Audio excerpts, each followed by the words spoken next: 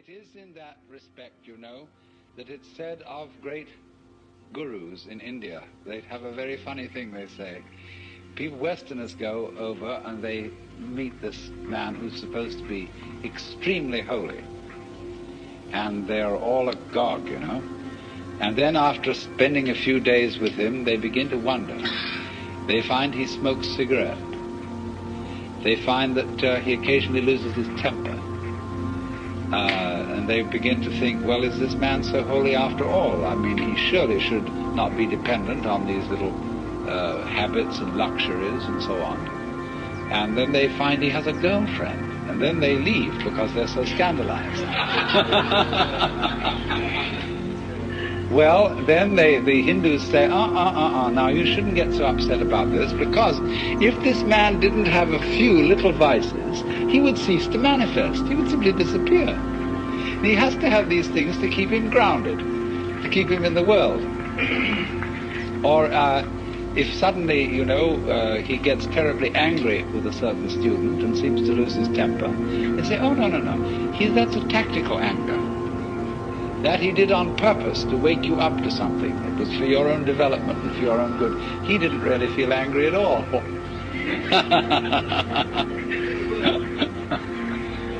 Oh dear. But you see the point. There is something in the fact that if he didn't have these little attachments, he wouldn't be manifesting. He'd simply disappear. There's something in that, only don't take it too piously. I think you get the point. So then, we now have to explore a very important aspect of the Joker as equivalent to Gurdjieff's Sly Man. You see, he points out the four ways: the monk, the fakir, the yogi, and the Sly Man. And all the first three ways are ways of great difficulty. They involve very, very strenuous discipline. And of course, as we get it through the books about Gurdjieff, the way of the Sly Man involves a discipline too. But I think there's more to be said about the way of the Sly Man than appears in any of those writings, because this is very closely connected with the whole approach of Taoism, Chinese philosophy of Wu Wei, or non-aggression, and with what is called in Buddhism Middle Way. When the Buddha first discussed the Middle Way, he put it like this. He said, to try and solve the problem of suffering by immersing yourself in pleasure only leads to a hangover. To try and solve the problem by asceticism also brings no liberation. You merely get tied up in a kind of masochism where you say, I know I'm right just so long as I'm hurting. And all that is doing is expiating your kind of infantile guilt sense. So he said there is a middle way between asceticism on the one hand and hedonism on the other. But actually, the middle way is more subtle than that, and it's beautifully discussed in Professor Baum, a book called The Philosophy of Buddha. That's B-A-H-M, Professor of Philosophy at the University of New Mexico. And he gives a very, very fascinating analysis of the middle way in the form of a dialogue, whereby it works simply like this. The student brings a problem to the teacher, and he says, I suffer, and it's a problem to me. And the teacher says, you suffer because you desire. If you didn't desire, you wouldn't suffer. So try not to desire. And the student goes away and says, I'm not very successful in this. I can't stop desiring. It's terribly difficult. And furthermore, I find that in trying to stop desiring, I'm desiring to stop desiring. Now what am I to do about that? And the teacher replies, do not desire to stop desiring any more than you can.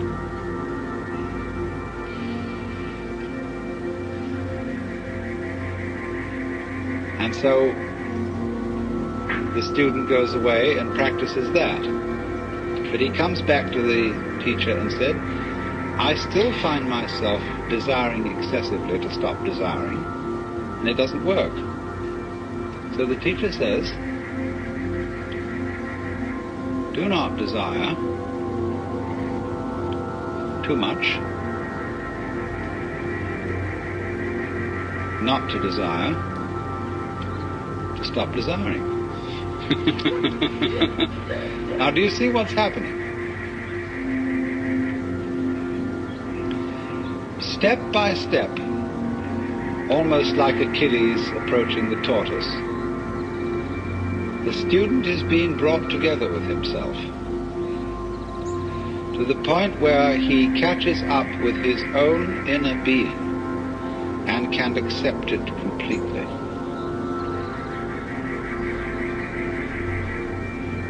And that is, you see, the most difficult thing to do, to accept oneself completely. Because the moment you can do that, you have in effect done psychologically what is the equivalent of saying in philosophical or theological terms, you as you are now are the Buddha. Just as I was explaining a few minutes ago. That's unbelievable. Because we are always trying to get away from ourselves as we are now, in one fashion or another. And it's only we will only stop doing that through a series of experiments in which we try resolutely to get away from ourselves as we are. So that is the middle way. But ordinarily in these other ways, the way of the yogi, the fakir, and the monk, the individual makes a big thing out of the work of liberation, and especially likes the kind of teacher who will put him through the most severe paces.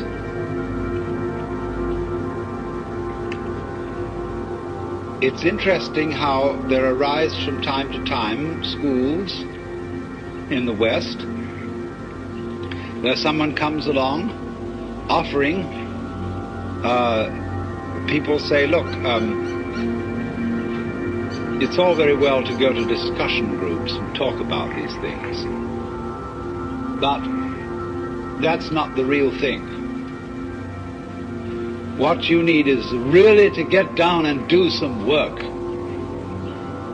And often these teachers are very rude and very stern, but people love it. And such a person will always attract a great following.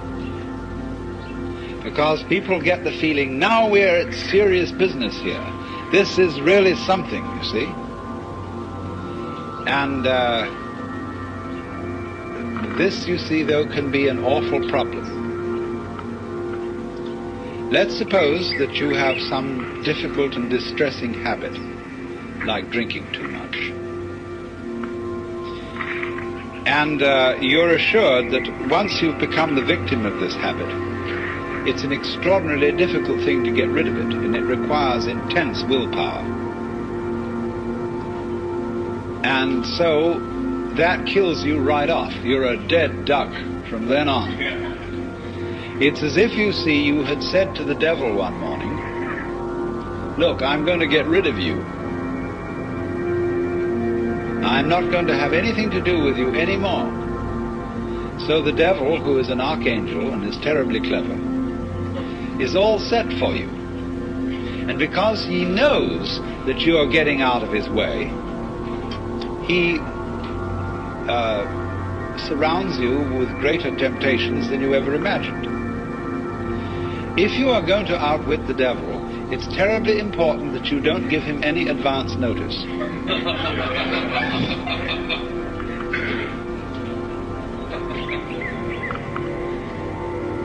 And this is where the work of the sly man comes in. Put it in other terms, in Hindu or Buddhist terms, in the popular terms of popular Hinduism and Buddhism. Liberation is getting out of the toils of karma. It's like this. During your many past lives, you've done all kinds of deeds, good and bad, and you are reaping the consequences of these deeds today. And also today you're setting up future consequences. Now, before you can be liberated, you've got to pay off your karmic debts. And so the moment you set your foot on the path of liberation, you are apt to find that all your karmic creditors will come to your door. And that's why it's often said that people who start out on a serious work of yoga suddenly get sick and lose their money and their best friends drop dead and all kinds of ghastly things happen. That's because, you see, they served notice that they were going to do this. And so all the creditors came around. If you're going to leave town and you owe lots of money, you mustn't announce that you're leaving or give a farewell party to your friends, because the grocer will find out. So the art of the sly man is to make no contest, but simply to leave without one word. In other words, that's the meaning of Wu Wei in the technical vocabulary of Taoism. Wu Wei, not to interfere, not to force things. That's the best translation of Wu Wei. Not to force things. But so he just drops it like that.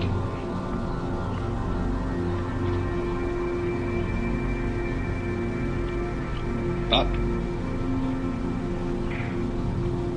you're in this respect, you see, you're your own worst enemy. Because even if you serve notice privately on yourself that suddenly you're going to drop it all, already the devil knows. Because who do you think the devil is?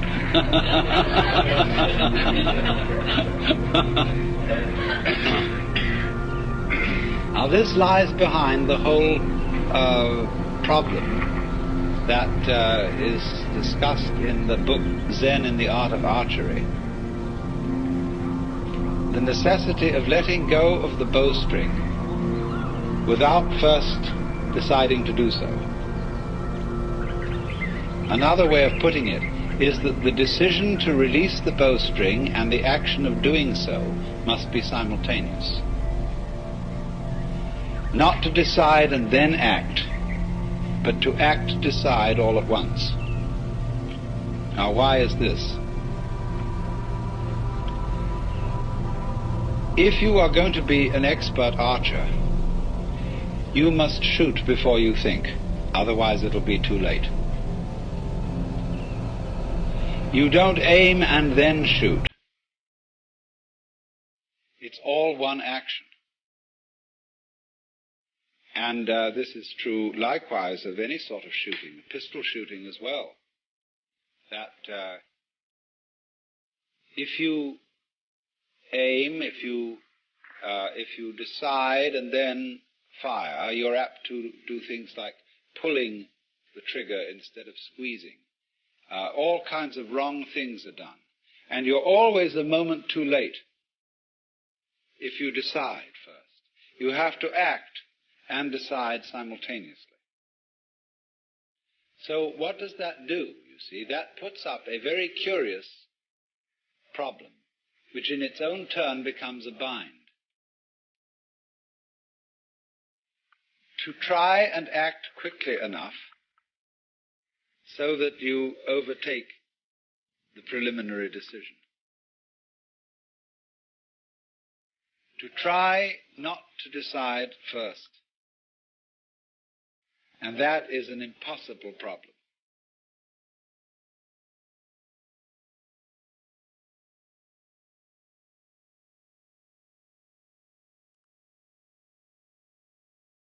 I wonder if you ever read von Kleist's story about the fighting bear. This is included in Nancy Wilson Ross's book, The World of Zen, as a kind of Western Zen. It's a story about a man who has a fight with a circus bear. And the bear reads his mind and always forestalls any attack that he makes on it. There's absolutely nothing he can do to get past the bear. And so, in the same way, you might imagine a guru who is a mind reader, and he always knows if you decide before you act. And if you do, you see, the devil will catch you. Instead, you see, of deciding that you won't be an alcoholic anymore, the only thing to do is not to drink, without any previous decision on this matter. But how can anyone do that, you see? That's the question. How can I decide not to decide? How can I announce that I won't make any announcement without making an announcement?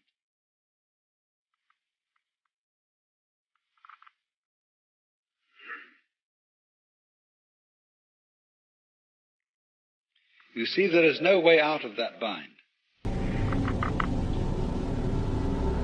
Try as you may, you go on and on and on, trying, as Herrigal did, to release the bowstring without thinking first to release it. But then, strangely enough, one day the thing happened. He did it. And this is involved in our learning of almost all techniques, that we work and work to achieve that final point of perfection. And it doesn't come, and then one day it happens. Now, what is the reason for that? Is it simply, and this is really, you know, the way it's usually explained, but this is an oversimplification. It is not that we have practiced it so often that it suddenly becomes perfect. It is much more subtle than that. What happens is that we've practiced so often that we find out we can't do it. And it happens at the moment you know you can't do it. When you reach a certain point of despair, when you know that you are the one weird child who will never be able to swim, at that moment you're swimming. Because desperation and the total inability to do it at all has brought you to a point which we might call don't care. You stop trying, you stop not trying to get it that way. You just have arrived at the insight that your decision, your will, doesn't have any part in the thing at all. And that's what you needed to know. You've overcome, you see, the illusion of having a separate ego. There is no way of telling anyone that that's an illusion and getting appropriate action, because we are thoroughly indoctrinated with the idea that it's real. And if I say, well, I'm going to get rid of my ego, that's what the Taoists call beating a drum in search of a fugitive. He hears you coming.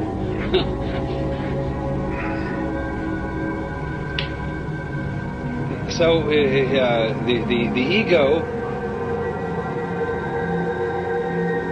that is to say, the illusion of having a separate will and a separate eye center that can be an effective agent,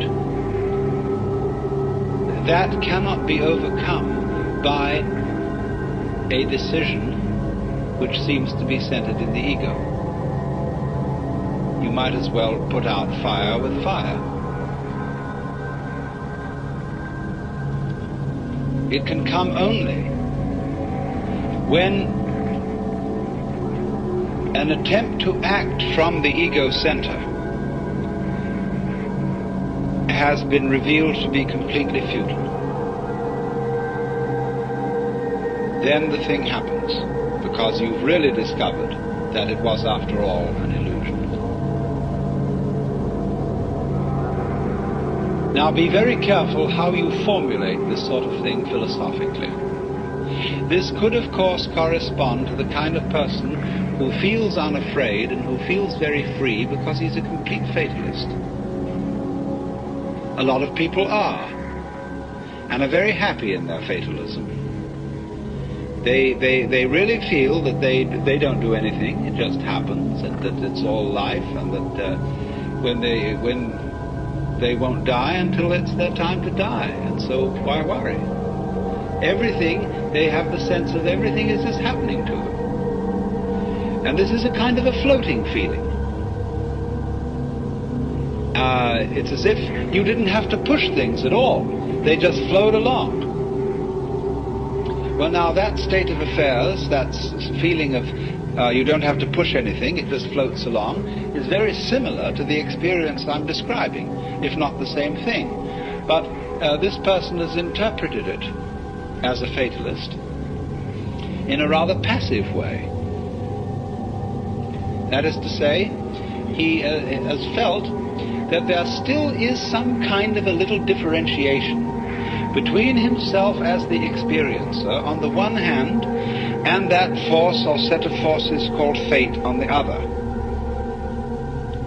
He is pushed around, but he witnesses being pushed around.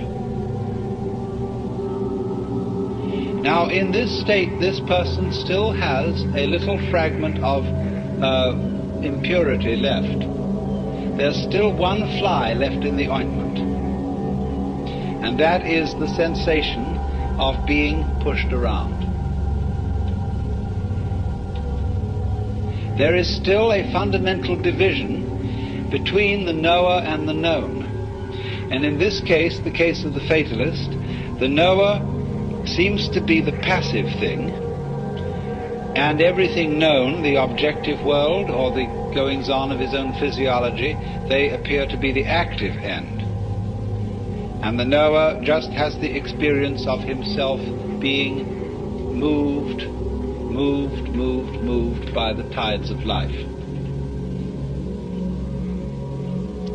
The important thing to find out is this, that The sensation of being the knower and the experiencer of all this is not, as it were, aside from everything else that's going on, but part of it. Just as you, although you experience your own existence subjectively, you are nevertheless part of the external world. You are in my external world just as I am in your external world. So in this way, the final barrier between the knower and the known is broken down. There is nobody, as it were, being carried along by fate. There is just the process. And all that you are is part of the process. Then there is a curious flip. The individual who has always felt himself to be the tiny little thing on the end of the big determining process suddenly goes bloop.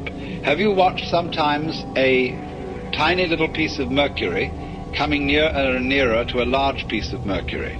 The sudden moment when they touch each other and boom, the little thing vanishes into the big one, almost more dramatically than a drop into the ocean. In this case that I'm talking about, it isn't that the individual organism vanishes. The individual human being doesn't vanish, but he experiences no longer a passive relationship to the world,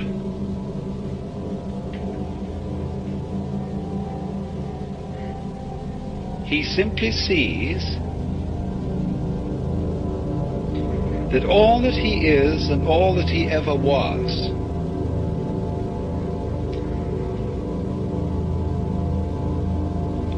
something that the entire process was doing.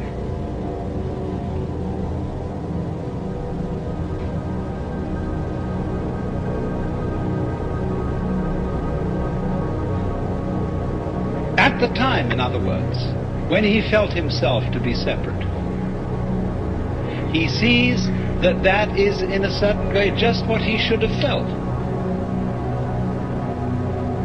because that was what the process was doing in him, in exactly the same way that it was giving him brown or blue eyes or blonde or brunette hair.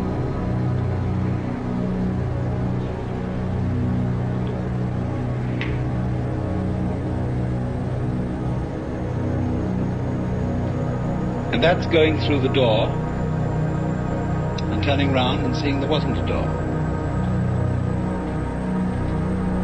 Of finding that you aren't fated, that you're not trapped, because there's nobody in the trap, and it takes something trapped to make a trap.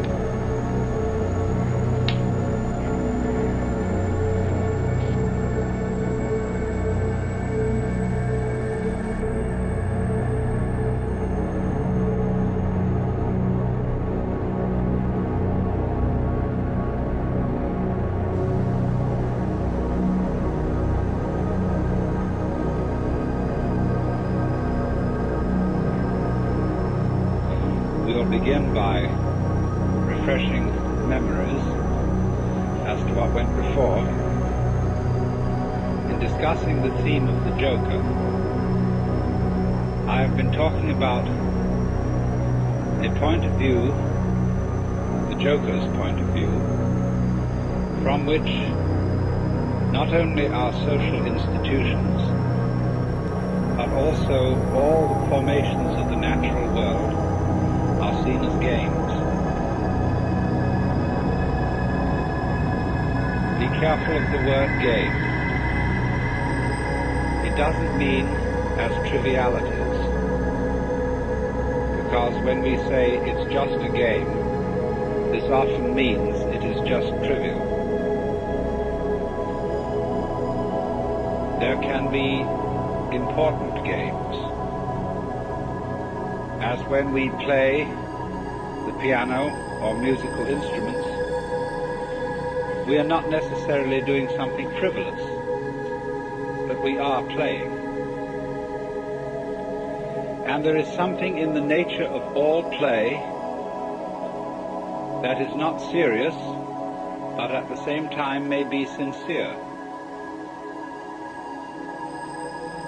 And I tried to give you the picture of the multiplicity of natural forms on the one hand, and of human social institutions, and all the things that we do and consider important and busy ourselves with as human beings. I tried to give you the point of view from which these can be seen as games, as things being done, as it were, simply for themselves, and not for some ulterior motive. And therefore, these games are in a way best played when they are played as games.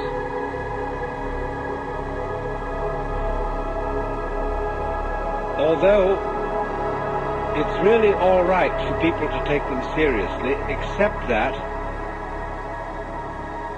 they are a little bit deprived. They're missing something. And so when the joker sees a person taking his life seriously and regarding himself as extremely important, there is something a little bit funny about it, and he is inclined to get the giggles. And it's all he knows, that the very intensity of seriousness with which the individuals concerned are taking these games will be a kind of foil for the subsequent bursting into laughter when he sees that it wasn't serious after all. You see that? You might say there are these classes of people. There are the very far out people and the very far in people. Now, ordinarily, we say someone's very far out when they are oddballs, when they are exceedingly unconventional. But I want you to turn the picture round and look as a conventional person, look at a square as a person who's very far out. That is to say, he is so involved in the seriousness of the game he is playing that he is lost. He doesn't know where he started from, and he thinks he's there. But he's completely lost, because he is actually under the cover of his assurance, of his status, of his position in society. He's really a very anxious person. I said a lot yesterday about the way in which our society shows anxiety because it cannot permit the existence of people who don't belong. And it cannot really permit the criticism of laughter. It cannot permit the presence of the old-fashioned court jester. Because these people are so far out. They're so involved, and from a certain standpoint, you see, from the Joker's standpoint, he doesn't condemn such people. He rather congratulates them on their heroism for getting so lost and involved. But to keep the far out people from going quite insane, there have to be far in people. And the far in people are those who keep contact with the original goings-on behind the scenes. They are like the prompter in the theater, where there are the actors out on the stage relying on their memories, etc., and they're supposed to get completely involved in the play. But there's a concealed prompter with the script in front of him. And he is the connection of the actor on the stage with the green room behind the stage. And you see in this dramatic analogy of the universe, the green room is the central point, the still point of the turning world. The green room is how God is when he's back home, not involved in all these games, and takes off the mask. See, on the Hindu theory that everybody is a mask of God. Like a wonderful line in one of Chesterton's poems. And now a great thing in the street seems any human nod, where move in strange democracy the million masks of God. The million masks of the Joker, because the Joker is the player, the trick player, who plays ultimately the great trick on himself. So really, there can be no resentment about this. Nobody to blame, nobody to turn around during the end and say, you bastard, you did this to me. Because it's always you who are ultimately responsible. So, this prompter, you see, keeps the actor on the stage in touch with the green room. And so there are certain people in the world who might be a kind of a priesthood sometimes, although priesthoods are apt to become corrupt and square, but a kind of people in the know. There always has to be somebody around in the know, so that, as it were, the wheel of society and of existence, the wheel of the squirrel cage, the wheel of the rat race, can have an axle firmly planted. And at the center then there have to be the far-in people. So this is the domain of jokers. Now, having developed that side of the joker, the person who sees through the social institutions as games, I went on in the second session to discuss another aspect of the joker as the sly man, in comparison with the monk, the fakir, and the yogi, who undertake, all those three, undertake in certain different ways disciplines which have the intent of releasing them from their karma. The individual, in other words, challenges his involvement, his attachments, his limitations, his finitude, and endeavors to overcome it. But in each of these three cases, the individual involved stirs up an immense opposition, because he serves notice upon the devil, or shall we say upon his karmic creditors, that he is about to leave town. And so all the creditors come rushing to the door. All his past sins catch up with him. And the devil lays his temptations in the way all the more thoroughly. So that the sly man is the one who, when he is going to leave town, does so instantaneously without any prior announcement. And so in this way there is, shall we say, a cunning manner of becoming a Buddha. And that is to become one instantly, without any preparation or warning whatsoever. This is why Zen is called the sudden school, and why Satori is a sudden awakening. Because it has to be done without the slightest warning. Now, But then I pointed out that the moment you have any idea about doing this, you've already ceased to be sudden. That is to say, the moment you seek for some spiritual attainment, which is becoming a Buddha, becoming awakened, becoming released, getting in there, you've already served notice upon your creditors. So that somehow or other you find that you have to do it without intending to do it. And that is a double bind,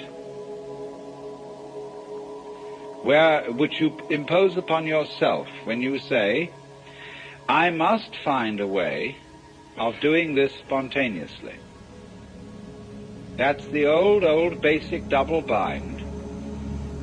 You must be spontaneous. You are commanded, or you command yourself to do something which is acceptable only if it happens spontaneously.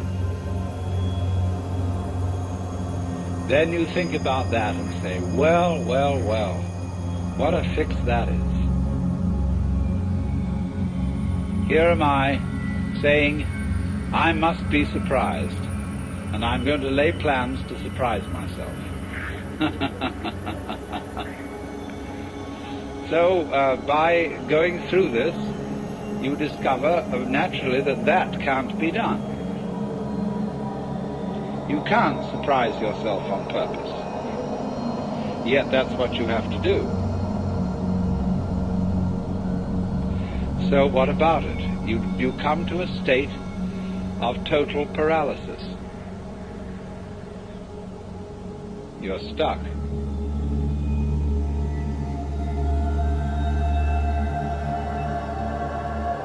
The one thing that is terribly important to be done can't be done. It has to happen. It really does if you're earnest about this. You want to get out of the trap. But you can't do anything about it, either actively or passively. But then as you begin to see what you are doing all the time, you notice a very odd fact, which is that you can't help being spontaneous. If I say to you, good morning, and you say good morning, what is that? Did you plan this answer? Did you make preparations to grow your hair? Do you make decisions about having blue eyes? You see, about breathing? Is this all planned? About beating your heart? And what about your thinking? Even if it's very blocked thinking, even if you feel from a certain point of view that you're all mixed up, what is going on anyway? You see, you can't stop it. It's like trying to, we were discussing the Gurdjieff thing yesterday, the self-remembering exercise, the attempt to live completely in the present. Well, that's not only a Gurdjieff idea, that's a very ancient yoga and Buddhist discipline, to be completely here and now. But of course, as you pursue this, you discover you can't do it, because you couldn't even, know when to go shopping unless you made plans and started thinking about the future. You couldn't move. But then you discover, you see, that in the long run there's nothing to think about except the here and now. There really isn't anything else. Because even when you make plans for the future and you remember the past, you're doing it all in the present. Your memory is a present activity. There's no way of not being self-remembering and present, having presence of mind.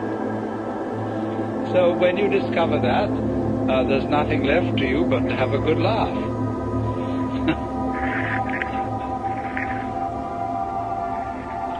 Well now, I want to develop to a greater extent something I only touched on yesterday afternoon when we were discussing anxiety and laughter and the relationship between the two. I suggested that anxiety and laughter are really the same phenomenon, but seen from different points of view. As we all know, we can have shudders of horror and shudders of delight, tears of grief and tears of joy. And it's the same shudders and the same tears in either case, but they have a completely different meaning. Now, life is a matter of oscillation. Life is vibration.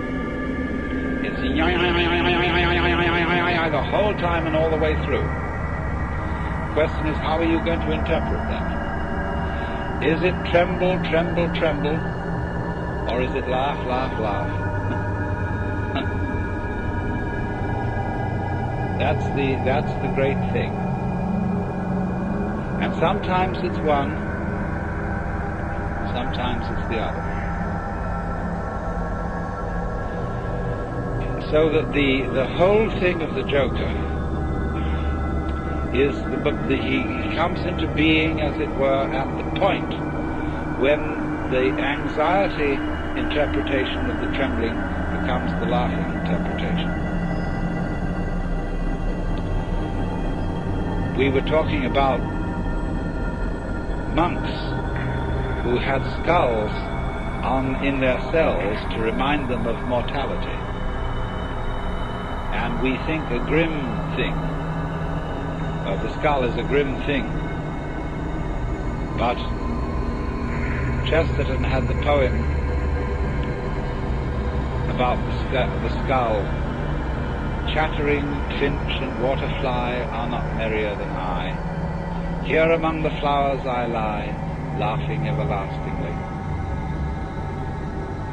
No, I may not tell the best. Surely, friends, I might have guessed death was but the good king's jest.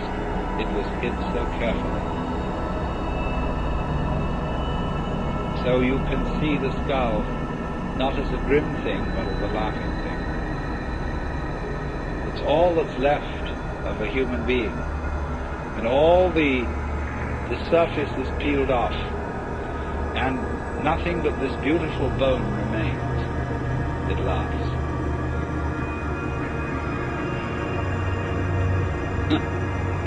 Now why? What is it about death being a jest?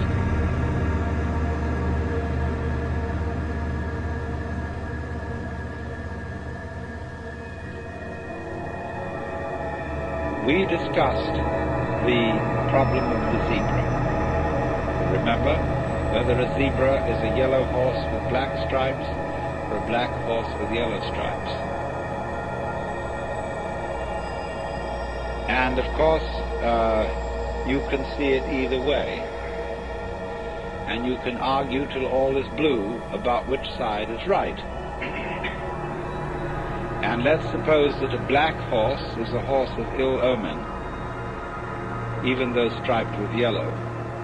And a yellow horse, a horse of joy and good omen, even though striped with black. This is our eternal problem. We are in the state of egocentric consciousness, firmly convinced that death is a threat.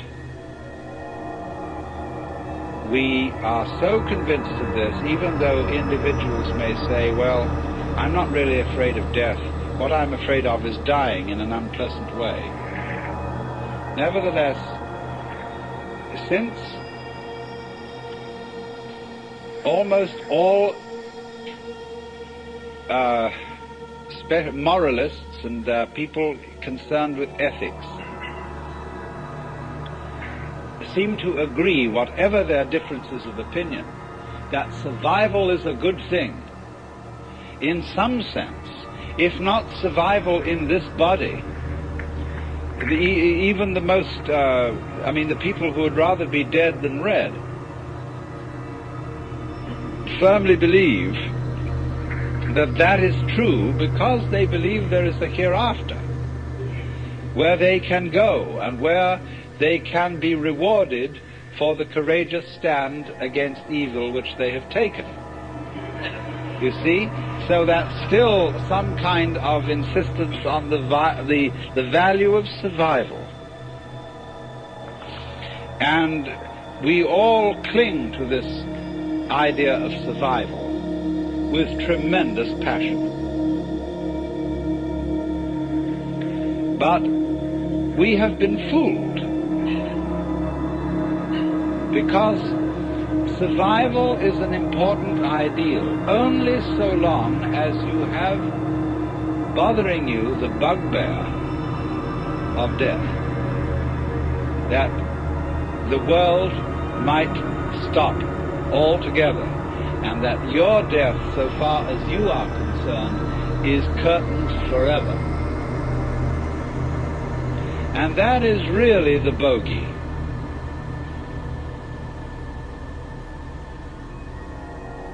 You see, that's all very well to rationalize and say, no, it's not death I'm afraid of, it's the pains of death.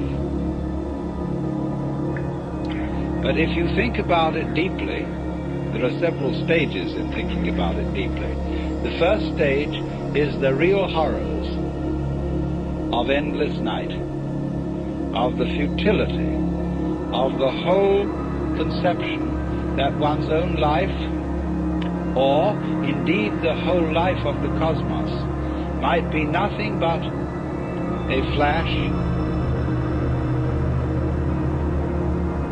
and beyond that, nothing. Nothing in all directions. When, for example, we think of the physicist's idea that the universe is running down, that all energy is seeking a stable state. Supposing, for example, to give an illustration of what they mean, I have a jar of black pepper and a jar of salt, and I pour them together into another jar, and I can see the white salt and the black pepper fairly well delineated. Then I start shaking the jar, and slowly, the black and the white disappear into a gray. That can never be sorted out again into black and white. In this sort of way, as things go on, the universe, they say, tends to attain a stable state, to run down until that's the end. And nobody knows how it could possibly start all over again. But I always say, and I feel it in a sort of funny, intuitive way, that what happened once can happen again. If this world started at some time, supposing there was a colossal explosion which set all these galaxies flying out, then what existed before that explosion must surely have been something like the stable state to which we shall run down in the end. And if it went bang once, there's absolutely no reason why it shouldn't go bang again. I suppose there are temperaments in logic. I have a temperament whereby I just cannot, it seems to me absolutely basic that what happened once can happen again. But there are other people who so cherish the unique that they can conceive the idea of something like existence happening only once. But you see, something that happens only once doesn't happen at all. What happens if a given sound consists of only one vibration? What is the upcrest of a wave apart from the downcrest? Can you conceive that? That's the same koan as what is the sound of one hand.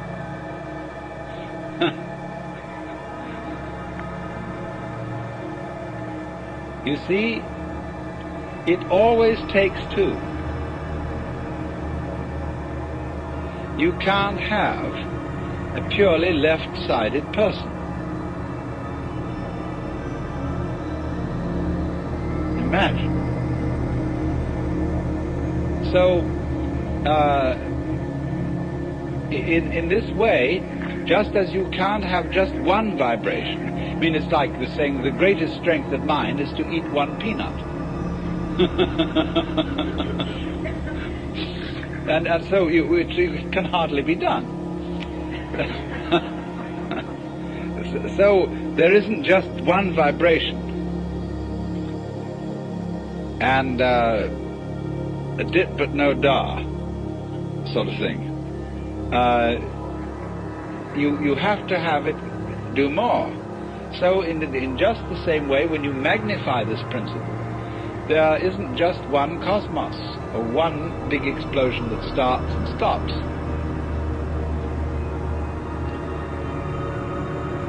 All stopping implies starting. Someone just wrote to me, we haven't parted because we never met.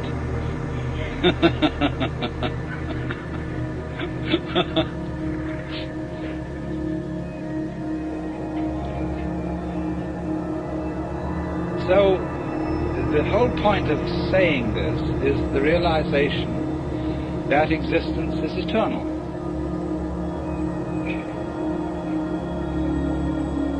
The going out of existence implies the coming in.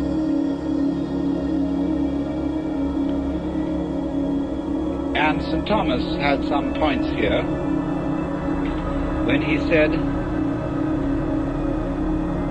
there could never have been a time when there was not being. Because if there had been a time when there was nothing in nothing to produce something. But he didn't quite have the point, because what he didn't see was that nothing is productive, in the sense that you can't have nothing without something. They go together. And all this thing is an argument, again, about whether the zebra is yellow striped black or black striped yellow. And what we see is that the black and the yellow, the darkness and the light, are simply two phases of the same. And that realization is exactly what transforms anxiety into laughter. Suddenly to see that you just, after all this anxiety, that you don't have anything to worry about.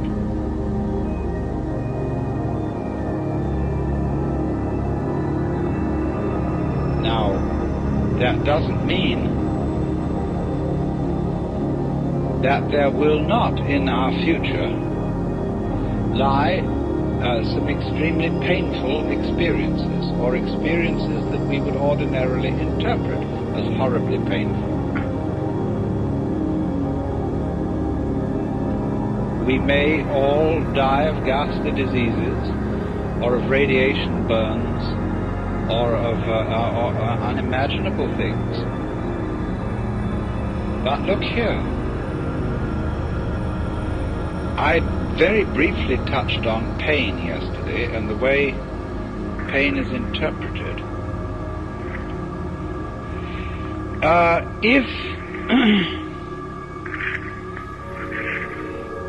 If you interpret pain as something that is destroying you and is going in the direction of total death, then it's very serious indeed. And it's perfectly terrifying. But I've been investigating experiences of people who have undergone torture.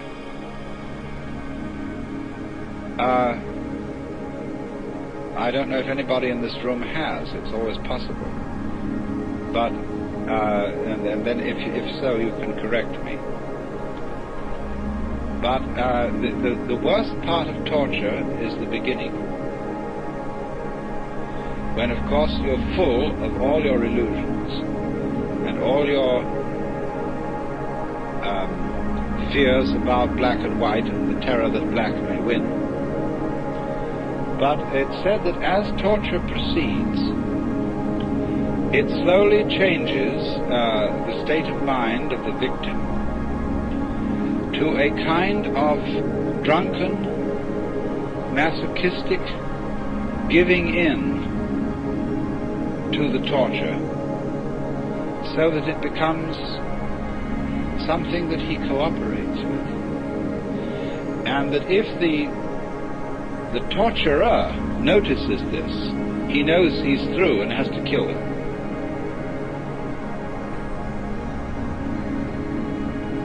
So, in other words, there is a point at which pain becomes an experience without having a negative interpretation put upon it.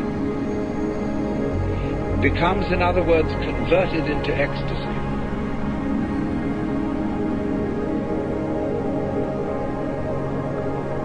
It simply becomes, you see, a way of going through extraordinarily far out sensations which have no meaning. If they have meaning, the meaning of threat, the meaning of death looming at the end, and you know this is the tearing apart and the destruction of you, then you see it is absolutely horrendous. But if it has no meaning at all, just transpose yourself into another dimension to illustrate it, because what the dimension I'm talking about is a very tough one. But let's go back to a simpler one. Let's take sounds. Now, if you lie down and listen to all the goings on in this area, and you will hear planes moving and cars and foghorns and all kinds of crazy sounds, you see, people this way and that and so on. And you can listen to that and find it very interesting, very beautiful. But if someone were to do what John Cage does, put you in a concert hall with the expectation of hearing music, and by having a purely silent playing of the piano, compel you instead to listen to all the sounds going on around you, you would be shocked and feel that some kind of an avant-garde hoax had been perpetrated.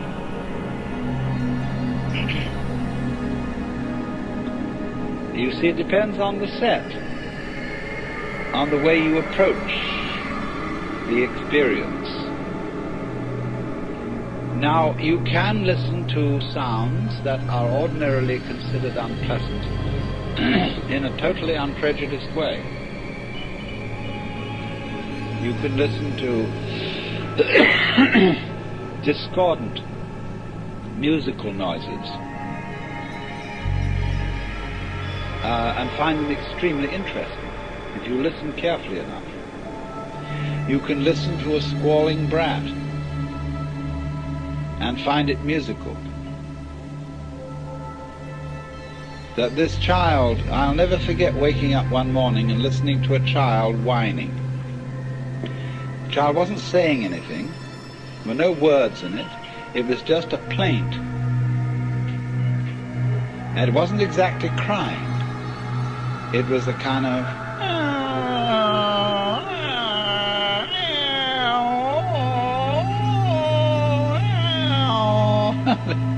and there was something marvelous about it.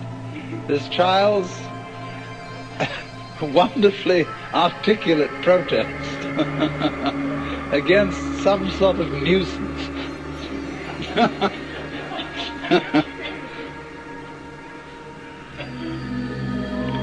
And so,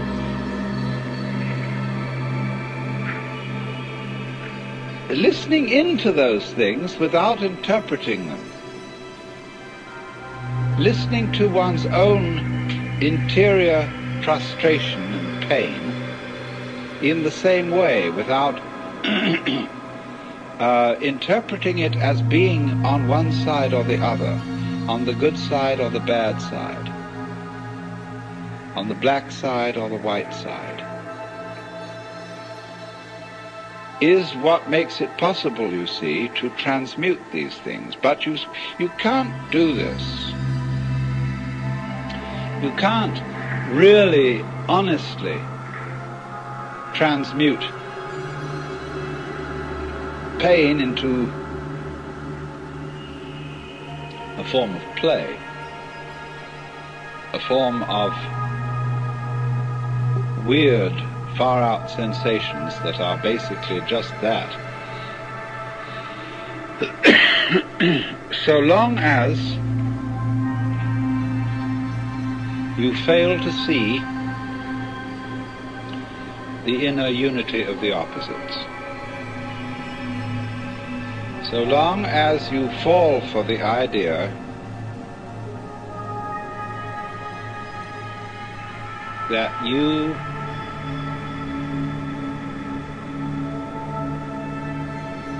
are nothing more than this particular life, than this particular ego,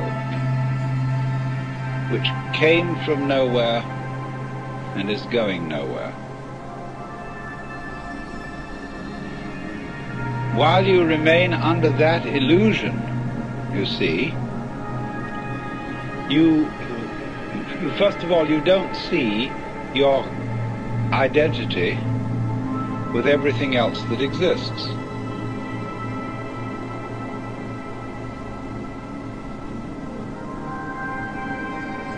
Now, if death then is a joke,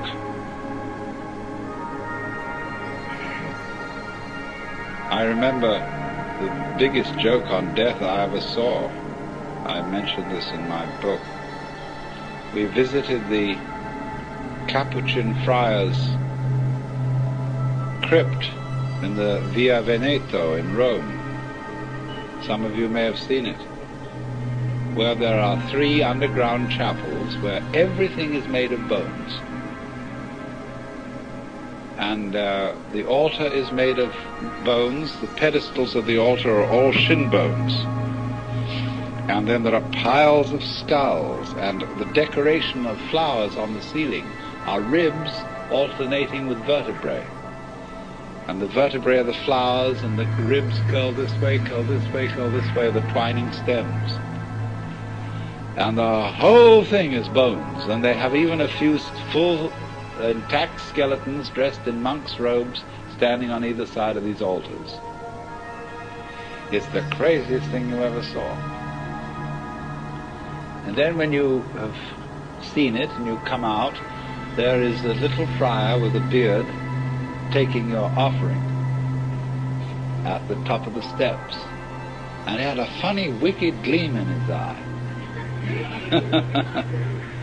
And one could see that this was a joke. The whole thing was a joke. It was constructed by people who had somehow overcome the fear of death. Couldn't possibly have such a thing as that. And so I was fascinated by it, because I thought that on the day of the resurrection there's going to be a tremendous scuffle fitting all those bones together and everybody getting up the stairs for the Last Judgment.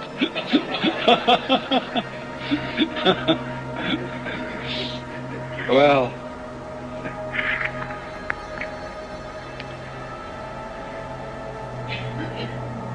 so if it is seen that death is a jest, but the question is, you see, we are so tormented by the bugbear of it being the real end, by the imagination of the possibility of being in the dark forever. Now, you really must think this through, because it is a pure delusion.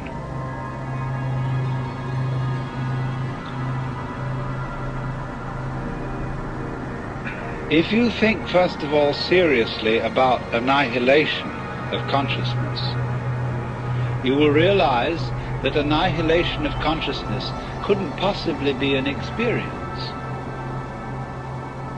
But being in the dark forever could be an experience.